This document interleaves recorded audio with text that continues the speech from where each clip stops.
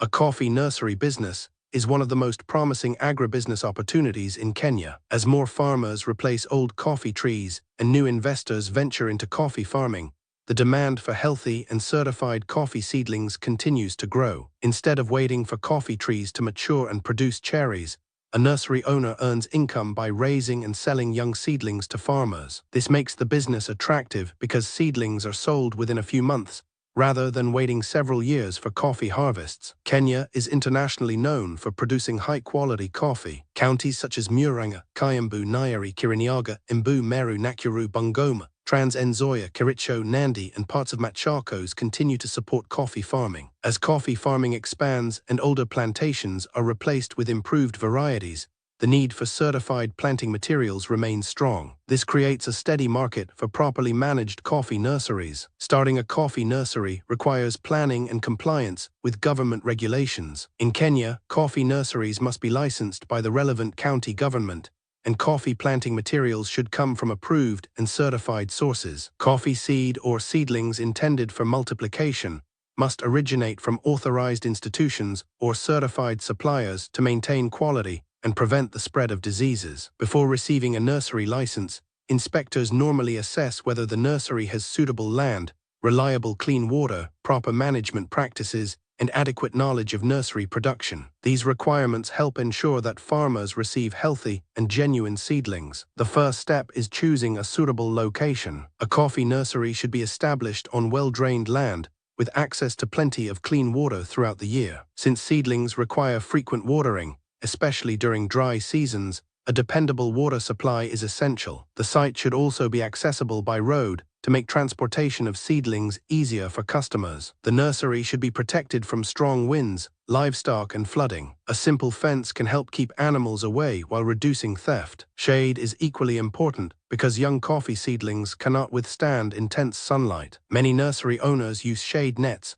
or locally available materials such as bamboo poles and grass to create suitable growing conditions. One of the biggest investments is constructing the nursery itself. The nursery requires seedbeds or potting areas, watering equipment, storage space for soil and manure, and enough room for workers to move comfortably. Depending on the size of the project, a beginner can establish a small nursery with between 1,000 and 5,000 seedlings. Quality planting materials determine the success of the business. Kenya has several improved coffee varieties that are popular among farmers because they offer higher yields and better resistance to diseases. Farmers often ask for varieties that combine good production with resilience against common coffee diseases. Selling certified varieties builds trust and encourages repeat customers. Growing media also plays a major role. The soil mixture should be fertile, loose, and free from pests and diseases. Many nursery operators mix topsoil with well-decomposed manure and clean sand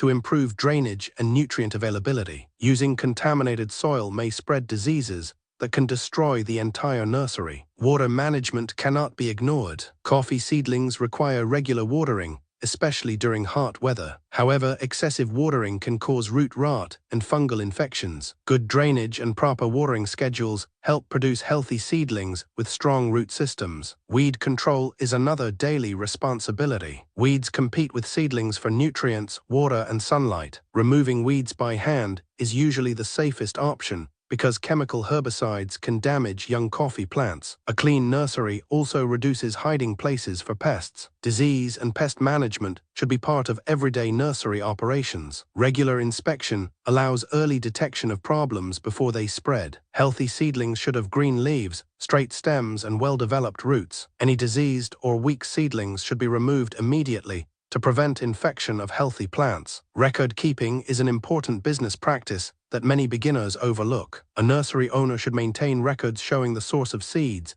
planting dates, germination rates, seedling numbers, sales, expenses, and customer details. Proper records help measure profitability while supporting regulatory compliance where required. Marketing begins long before the seedlings are ready for sale. Building relationships with coffee farmers, cooperatives, farmer groups, agricultural extension officers, and agro-dealers creates future customers. Many nursery owners also advertise through social media platforms, WhatsApp groups, local radio stations, churches, agricultural field days, and farmers' meetings. Offering excellent customer service can make a nursery stand out from competitors. Customers appreciate advice on land preparation, planting techniques, watering schedules, fertilizer application, and early crop management. A farmer who succeeds using your seedlings is likely to recommend your nursery to neighbors and return for future purchases. Pricing should balance profitability with competitiveness. In many parts of Kenya, certified coffee seedlings commonly retail at around Kenya shillings 60 to Kenya shillings 150 per seedling, depending on the variety, certification status, demand, transport costs, and local market conditions. Premium varieties or seedlings supplied through organized programs may attract higher prices. The amount of capital required depends on the size of the nursery. A small nursery may require approximately Kenya shillings 100,000 to Kenya shillings 300,000. This budget may cover nursery construction, shade materials, polythene tubes, certified planting materials, manure, soil preparation, watering equipment, labor, licensing, and marketing. Larger commercial nurseries require considerably higher investment. Labor requirements are moderate. A family-operated nursery can manage a few thousand seedlings with occasional hired workers during busy periods such as podding, transplanting, weeding, and preparing customer orders. As the business expands, permanent employees may become necessary. Profitability depends on producing healthy seedlings with minimal losses. For example, selling 5,000 seedlings at Kenya shillings 80 each generates Kenya shillings 400,000 in gross sales. After deducting expenses such as labor, nursery materials, transport, water, and licensing, the business can still generate attractive profits if managed efficiently. Several challenges may affect the business. Drought increases irrigation costs. Heavy rainfall may encourage fungal diseases. Pest outbreaks can damage seedlings if not detected early. Poor quality planting materials damage customer confidence. Market demand may also fluctuate depending on coffee prices and government support programs. These challenges can be managed through proper planning. Reliable water storage, good sanitation, quality soil mixtures, regular inspections, proper shade management, and continuous learning help maintain healthy seedlings. Diversifying into other tree seedlings during low coffee demand can also stabilize income throughout the year. Technology has made nursery management easier. Mobile phones allow nursery owners to market seedlings through social media,